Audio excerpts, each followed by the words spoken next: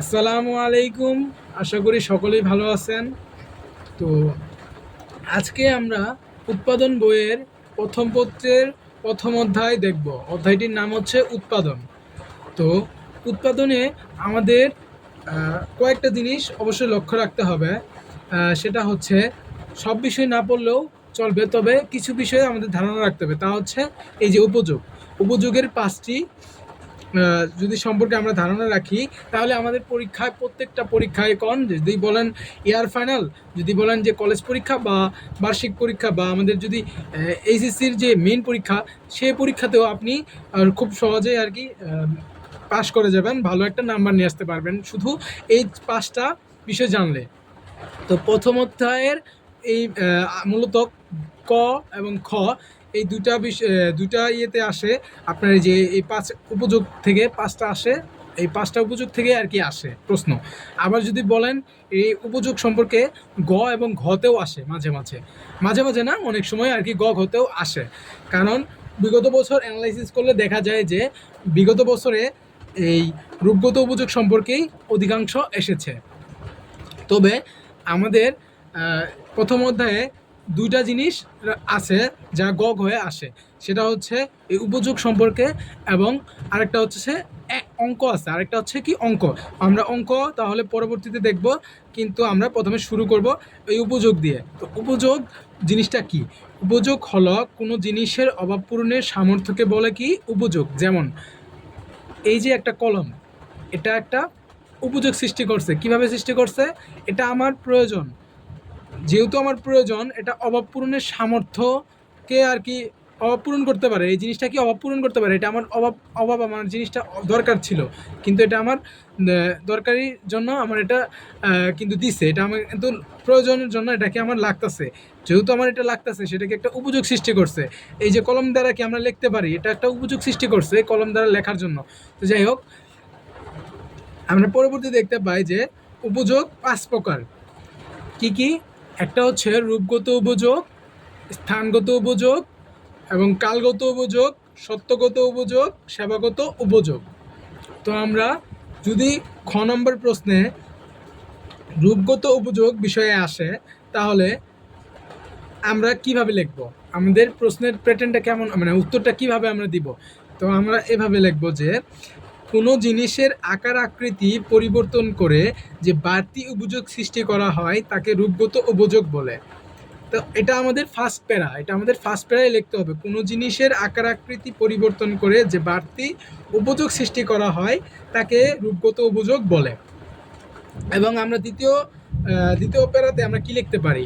আমরা দ্বিতীয় প্যারাতে খ নম্বর প্রশ্নের দ্বিতীয় প্যারাতে আমরা এভাবে উক্তি দিতে পারি। প্রথমে উক্তি দিতে পারি বা ধারণা সম্পর্কে, যা আমাদের যদি ধারণা থাকে যে এই সম্পর্কে রূপগত উপযোগ কি কি কাজ করে, সে সম্পর্কে আমরা কি যে এখানে বিশ্লেষণ করছি। অবশ্য যদি আর একটু বাড়তি আমাদের যদি ধারণা থাকে, তাহলে আমরা একটুখানি এখানে লেখা দেবো। ধারণাটা হালকা লেখার পর আমরা এই যে হেনরি, আমি লিখছি একটা উক্তি লিখছি, তো আমি এখানে একটা উক্তি দিলে খুব ভালো হয়। যেমন আমি লিখছি, এ সম্পর্কে হেনরি মরিন বলেন, রূপগত উপযোগ হলো কোনো পণ্যের ওই সামর্থ্য যা তার আকার আকৃতির মাধ্যমে মানুষের সমস্যার সমাধান করে। তাহলে কি হেনরি মরিন বলছে যে রূপগত উপযোগ হলো কোনো পণ্যের ওই সামর্থ্য যা তার আকার আকৃতির মাধ্যমে মানুষের সমস্যার সমাধান করে থাকে। তাহলে আমরা জানলাম প্রশ্নের প্যাটার্নটা এভাবে দিলে আমরা দুইয়ে দুই পেয়ে যাব। তাহলে যদি গ নম্বর প্রশ্নে এই যে উপযোগ সম্পর্কে আসে, তাহলে আমরা কিভাবে লিখব? আমরা প্রথম প্যারায় এটা লিখব, এবং দ্বিতীয় প্যারায় লিখব এই যে একটা উক্তি লিখবো, বা সেই সম্পর্কে ধারণা, সেই সম্পর্কে যদি আমাদের ধারণা থাকে, যেমন আমার ধারণা দেখলে পড়লে আমরা বুঝতে পারি যে এখানে কি বলছে, কোনো জিনিসের আকার আকৃতি পরিবর্তন করে যে বাড়তি উপযোগ সৃষ্টি করা হয়। এখন আকার আকৃতি বলতে কি বোঝাইছে? আকার আকৃতি বলতে বোঝাইছে যেমন মাটি থেকে আমরা ইট সংগ্রহ করি, মানে মাটি থেকে আমরা ইট বানাই, তারপর আমরা লোহা থেকে কি বানাই, লোহা থেকে আমরা কি বানাই, যন্ত্রপাতি, এবং আমরা বিভিন্নভাবে বিভিন্ন জিনিসপত্র বানাই। কিন্তু যদি একটা জিনিসের আকার আকৃতি পরিবর্তনের মাধ্যমে যা তৈরি করা হয় তাকে বলা কি বলা হয়? তাকে বলা হয় রূপগত উপযোগ। তাহলে আমরা বুঝতে পারলাম আকার আকৃতি পরিবর্তনের মাধ্যমে যা তৈরি করা হয়, যা প্রস্তুত করা হয় তাকে বলা হয় রূপগত উপযোগ। এখন আমরা যাব স্থানগত উপযোগ সম্পর্কে ধারণা নিব। দেখো তারপরে কি বলছে, তারপরে হচ্ছে স্থানগত উপযোগ। স্থানগত উপযোগ কি? স্থানগত উপযোগ হলো এক স্থান থেকে দ্রব্য সামগ্রী অন্যত্র স্থানান্তর করার ফলে যে বাড়তি উপযোগের সৃষ্টি হয় তাকে বলা হয় স্থানগত উপযোগ।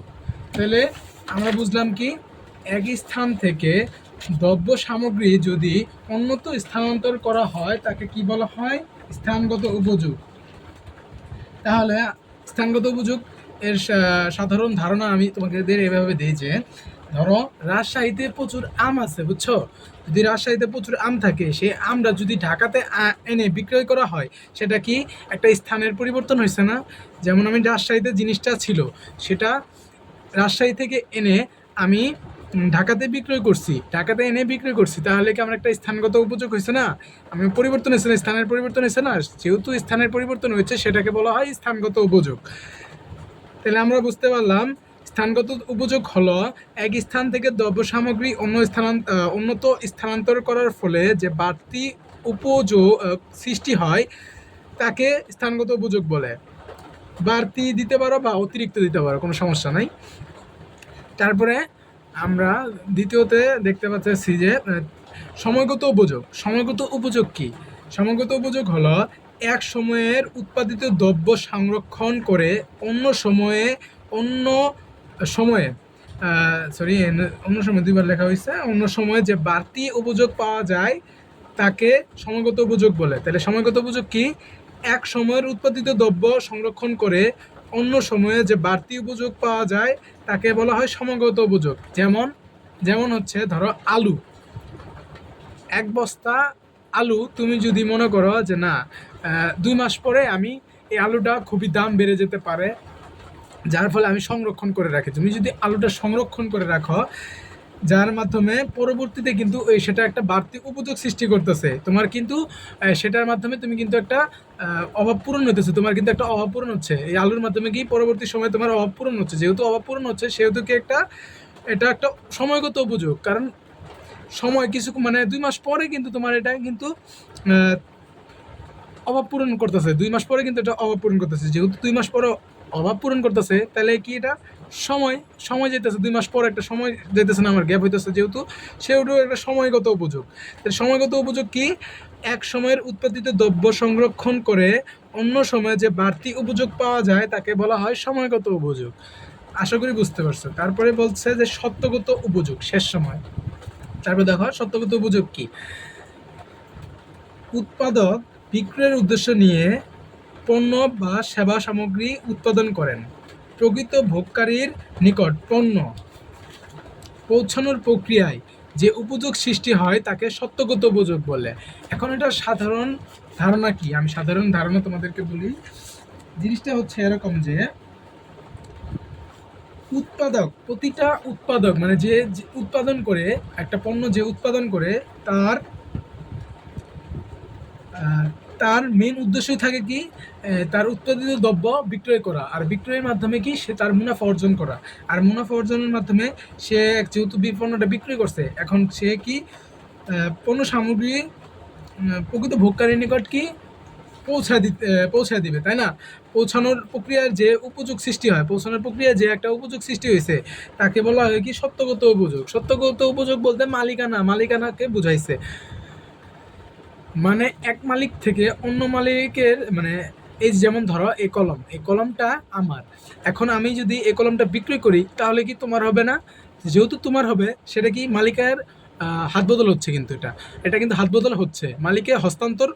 আমি তোমাকে হস্তান্তর করছি, যেহেতু আমি তোমাকে হস্তান্তর করছি, সেটা কি একটা সত্যগত উপযোগ। তাহলে কি এটা একটা মালিকানা উপযোগ। সত্যগত উপযোগ বলতে আমরা মালিকানা উপযোগ বলতে পারি। তাহলে সত্যগত উপযোগ বলতে আমরা আমি আবার বলতেছি যে সত্যগত উপযোগ হলো উৎপাদক বিক্রয়ের উদ্দেশ্য নিয়ে পণ্য সামগ্রী বা সেবা সামগ্রী উৎপাদন করেন। তাহলে উৎপাদক বিক্রয়ের উদ্দেশ্য নিয়েই পণ্য বা সেবা সামগ্রী উৎপাদন করেন, প্রকৃত ভোগকারীর নিকট পণ্য পৌঁছানোর প্রক্রিয়ায় যে ভোগের সৃষ্টি হয় তাকে সত্যগত উপযোগ বলে। আশা করি বুঝতে পারছো। এবং 5 নম্বরে শেষটা বলছে যে সেবাগত উপযোগ। সেবাগত উপযোগ কি? গ্রাহকদের প্রয়োজন পূরণে এমন কোনো কাজ বা সুবিধা তৃপ্তিকে বোঝায় কি সেবাগত উপযোগ। তৃপ্তিকে সেবাগত উপযোগ বলে। তো এটা সাধারণ ধারণা হচ্ছে যেমন ধরো আমি একজন মালিক, আমি তোমার কাছে পণ্যটা বিক্রয় করছি। তো বিক্রয় করলে কি আর তুমি একটা সেবা পাচ্ছ না? কারণ তুমি তো এটার মাধ্যমে কি একটা ভালো একটা কাজ করতে পারছো, তোমার একটা প্রয়োজন মিটে যাচ্ছে। যেহেতু মিটে যাচ্ছে, সেটা আমি একটা সেবা পাচ্ছ তুমি আমার কাছ থেকে। যেহেতু এর জন্য এটাকে বলা হয়েছে গ্রাহকের প্রয়োজন পূরণে এমন কোনো কাজ সুবিধা বা তৃপ্তিকে সেবা বলে। যেমন আমি আরেকটু যদি গভীরভাবে বলি, যেমন আমি এই জিনিসটা তোমাকে বিক্রয় করছি, বিক্রয় করার পর কলমের আমি একটা দিছি, যে অফার দিছি, যদি কলমটা এটা ভাঙ্গা জায়গা, নিব যদি ভাঙে বা হেড যদি ভেঙে যায়, কলমটা আমি আবার ফেরত নেব। তাহলে কি এটা একটা বাড়তি উপযোগ, যেহেতু এটাকে একটা সেবাগত উপযোগ বলতে পারো। তো এটা সেবাগত উপযোগ হিসেবেও চিহ্নিত করা যাবে। তাহলে আমরা সবগুলা আশা করি বুঝতে পারছি। তা আমরা এখন এই সম্পর্কে আহ, বই থেকে প্রশ্ন দেখব যে আমরা কি চিনতে পারি কি না।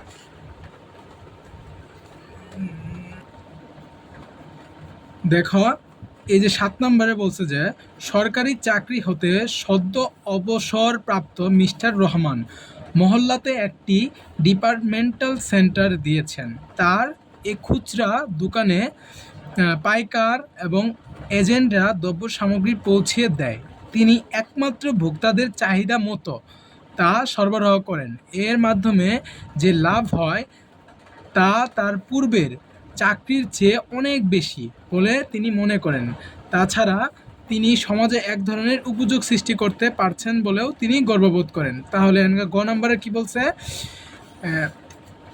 প্রকৃত ভোক্তার নিকট পণ্য পৌঁছানোর ক্ষেত্রে মিস্টার রহমানের কাজটি কোন ধরনের উপযোগ সৃষ্টি করেছে। দেখো, আমরা কিন্তু পড়েছিলাম প্রকৃত ভোক্তার নিকট কি পণ্য পৌঁছানোর জন্য কি কোন উপযোগ সৃষ্টি করে, সেটা কিন্তু আমরা পড়েছিলাম। দাঁড়াও, তোমাদের আবার দেখাচ্ছি।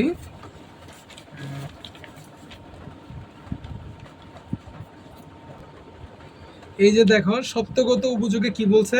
উৎপাদক বিক্রয়ের উদ্দেশ্য নিয়েই একটা পণ্য সামগ্রী উৎপাদন করেন, প্রকৃত ভোক্তাদের নিকট এই যে পৌঁছানোর প্রক্রিয়ায় যে উপযোগের সৃষ্টি হয় তাকে কি বলা হয়? সত্যগত উপযোগ। তাহলে আমরা এটা দ্বিধাদ্বন্দ্ব ছাড়াই কি বলতে পারি? এটা কি সত্যগত উপযোগ। গ নাম্বারটা হচ্ছে সত্যগত উপযোগ। এখন সত্যগত উপযোগ সম্পর্কে আমরা যা যা জানি সেগুলো আমরা ব্যাখ্যা করে দিয়ে দেব। তারপর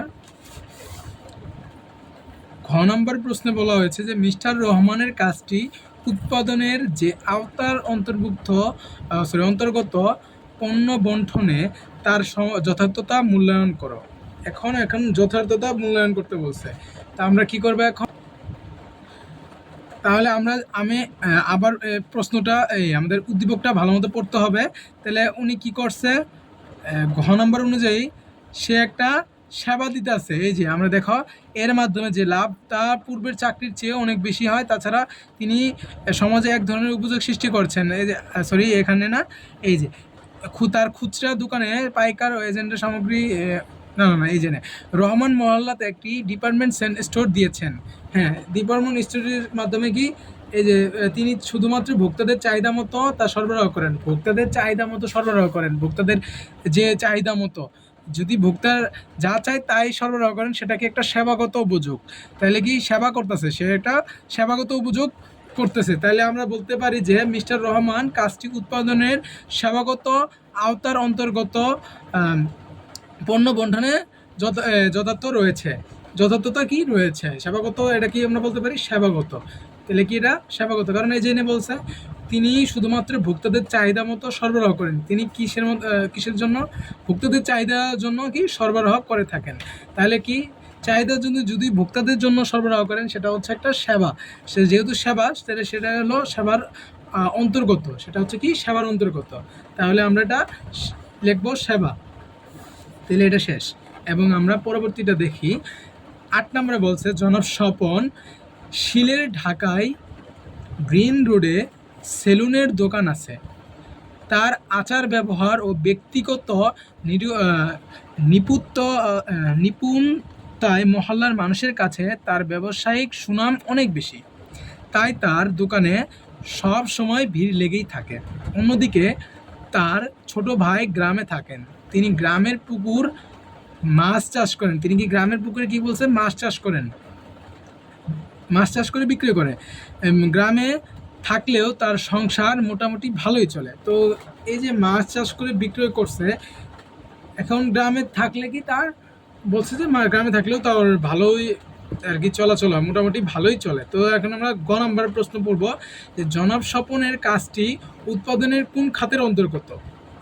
জনাব স্বপনের কাজটি কি উৎপাদনের কোন খাতের অন্তর্গত? আমরা এটা দ্বিধাদ্বন্দ্বে বলতে পারি। সে একটা কি বলছে, সে মহল্লার কাছে ব্যবসায়িক সুনাম অনেক, তাই তার দোকানে সবসময় ভিড় লাগিয়ে থাকে। অন্যদিকে ছোট ভাই তিনি গ্রামের, আচ্ছা স্বপনের কথা বলছে না, তার আচার আচরণ ব্যক্তিগতভাবে নিরুপদায় মহল্লার কাছে তার ব্যবসায়িক সুনাম অনেক বেশি। এই যে আমরা জিনিসটা দেখতে পাই যে সেটা হচ্ছে সেবাগতের মাধ্যমে। এটা কি স্বপনের কাজটি উৎপাদনের কোন খাতের অন্তর্গত?